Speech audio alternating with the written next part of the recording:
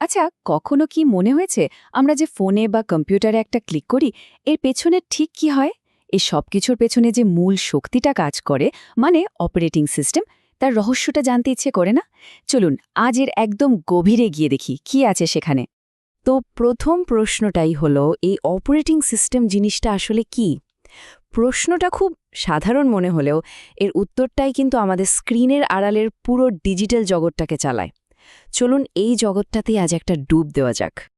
আমরা যখন অপারেটিং সিস্টেমের কথা ভাবি তখন সাধারণত আমাদের মাথায় আসে অ্যাপস আর বিভিন্ন প্রোগ্রাম, তাই না?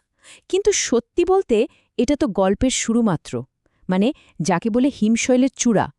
এর নিচে কিন্তু প্রোগ্রামের এক বিশাল জগৎ লুকিয়ে আছে, যেটা এই সব কিছুকে সম্ভব করে তোলে। তাহলে চলুন দেখে নিই আজকের এই সফরে আমরা কি কি জানব।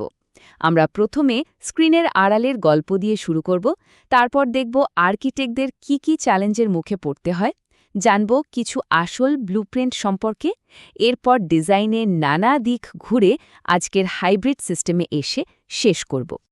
তো আমাদের সফরের প্রথম ধাপ স্ক্রিনের আড়ালে। এখানে আমরা কথা বলবো সিস্টেম প্রোগ্রাম নিয়ে।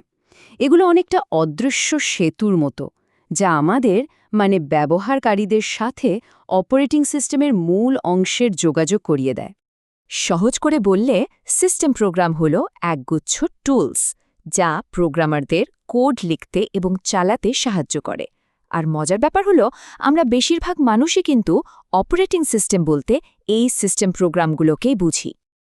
এই প্রোগ্রামগুলো কিন্তু পর্দার আড়ালে অনেক কিছুই সামলায়, যেমন ধরুন ফাইল অর্গানাইজ করা, সিস্টেমের হেলথ কেমন তা জানানো, এমনকি ব্যাকগ্রাউন্ডে কিছু সার্ভিস সবসময় চলতে থাকে, যেগুলোকে টেকনিক্যালি ডেমন বলা হয়।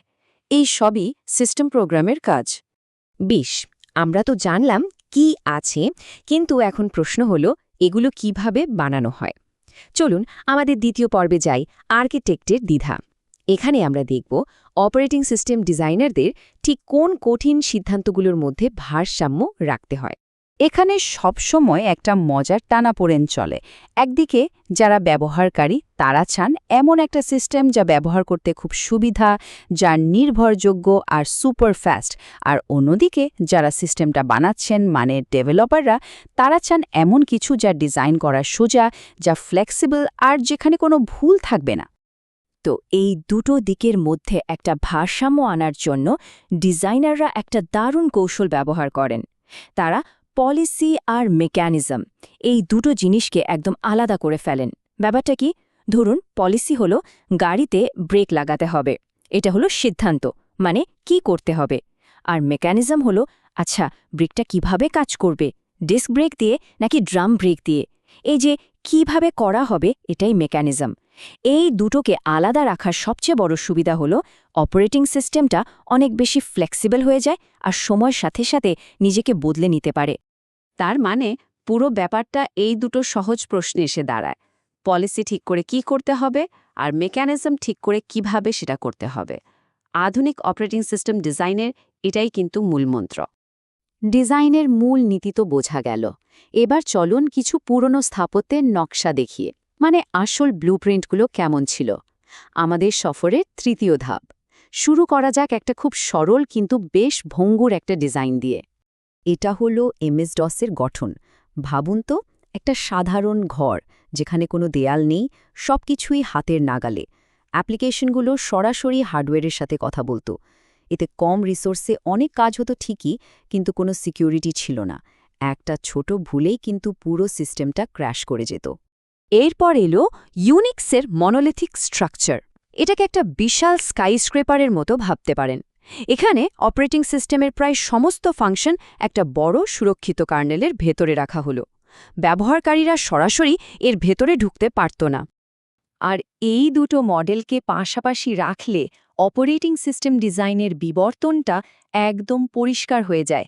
একটা সরল অসুরক্ষিত সিস্টেম থেকে কিভাবে একটা জটিল কিন্তু অনেক বেশি সুরক্ষিত সিস্টেমের দিকে ডিজাইন এগিয়ে গেল তা এখানে স্পষ্ট। কিন্তু গল্পটা মনোলিথিক ডিজাইনেই থেমে থাকেনি। আর্কিটেক্টরা আরও অনেক নতুন নতুন আইডিয়া নিয়ে এসেছিলেন। তো চলুন আমাদের চতুর্থ পর্বে ডিজাইনের এই বিশাল দুনিয়ায় একটু ঘুরে আসা যাক। এটা হলো লেয়ার্ড অ্যাপ্রোচ, মানে স্তরযুক্ত ডিজাইন, অনেকটা পেঁয়াজের মতো, যেখানে অপারেটিং সিস্টেমকে কয়েকটা স্তরে ভাগ করা হয়। একদম ভেতরের স্তরে থাকে হার্ডওয়্যার, আর একেবারে বাইরের স্তরে ইউজার ইন্টারফেস। নিয়মটা খুব সহজ, প্রত্যেকটা স্তর শুধু তার ঠিক নিচের স্তরের সার্ভিস ব্যবহার করতে পারবে। এরপর আসে মাইক্রো কার্নেল অ্যাপ্রোচ। এর ফিলসফিটা হলো কার্নেলকে যতটা সম্ভব ছোট আর হালকা রাখা, শুধু সবচেয়ে জরুরি কাজগুলোই কার্নেলে থাকবে, বাকি সব কিছুকে কার্নেলের বাইরে আলাদা প্রোগ্রামে সরিয়ে দেওয়া হয়। এতে সুবিধাটা কি? এতে সিস্টেমটা অনেক বেশি নির্ভরযোগ্য আর সুরক্ষিত হয়ে যায়। আর এটা হলো মডিউলার অ্যাপ্রোচ, যা অনেকটা দুটোর মাঝামাঝি একটা সমাধান। এখানে কার্নেলের একটা কোর বা মূল অংশ থাকে, আর দরকার মতো অন্যান্য সার্ভিসগুলো আলাদা আলাদা মডিউল হিসেবে লোড করা যায়। সবচেয়ে বড় সুবিধা হলো এর জন্য সিস্টেম রিবুট করারও দরকার পড়ে না। তাহলে এখান থেকে মূল ব্যাপারটা কি দাঁড়ালো? মূল বিষয়টা হলো একটা ট্রেড অফ, মানে কোনো ডিজাইনই কিন্তু এক কথায় নিখুঁত না। প্রত্যেকটারই কিছু ভালো দিক আছে, আবার কিছু খারাপ দিকও আছে। যেমন ধরুন লেয়ার্ড ডিজাইন, এটা বানানো সোজা কিন্তু পারফরমেন্স একটু স্লো। আবার মাইক্রো কার্নেল, ওটা অনেক বেশি নিরাপদ কিন্তু গতি কিছুটা কম। তাই আর্কিটেক্টদের কাজই হলো এই সরলতা, গতি আর নিরাপত্তার মধ্যে একটা সঠিক ভারসাম্য খুঁজে বের করা। আর এই ভারসাম্যের খোঁজ করতে করতেই আমরা এসে পৌঁছেছি আজকের যুগে, আমাদের সফরের শেষ পর্ব, আজকের হাইব্রিড সিস্টেম। এখানে আর্কিটেক্টরা আর কোনো একটা নির্দিষ্ট নকশা বেছে নেন না, বরং সবগুলোর সেরা অংশগুলো মিলিয়ে একটা মাস্টারপিস তৈরি করেন। আমরা আজকে যে অপারেটিং সিস্টেমগুলো ব্যবহার করি, যেমন ধরুন উইন্ডোজ, লিনাক্স বা ম্যাক ওএস, এগুলোর কোনোটিই কোনো একটা বিশুদ্ধ মডেল মেনে চলে না। এগুলো আসলে হাইব্রিড। পারফরমেন্স, সিকিউরিটি আর নতুন নতুন ফিচারের মধ্যে সেরা ভারসাম্য আনার জন্য এরা একাধিক পদ্ধতির সংমিশ্রণ ঘটায়। আর এই হাইব্রিড পদ্ধতির একটা অসাধারণ উদাহরণ হল অ্যাপেলের ম্যাক ওএস। এটা একদিকে যেমন পারফরমেন্সের জন্য মনোলিথিক বিএসডি কর্নেলের অংশ ব্যবহার করে, তেমনি নিরাপত্তার জন্য ম্যাক মাইক্রোকর্নেলকেও কাজে লাগায়। এর সাথে আবার মডুলার ডিজাইনের সুবিধাও যোগ করা হয়েছে। এইভাবেই তৈরি হয়েছে আজকের দিনের এক শক্তিশালী সিস্টেম।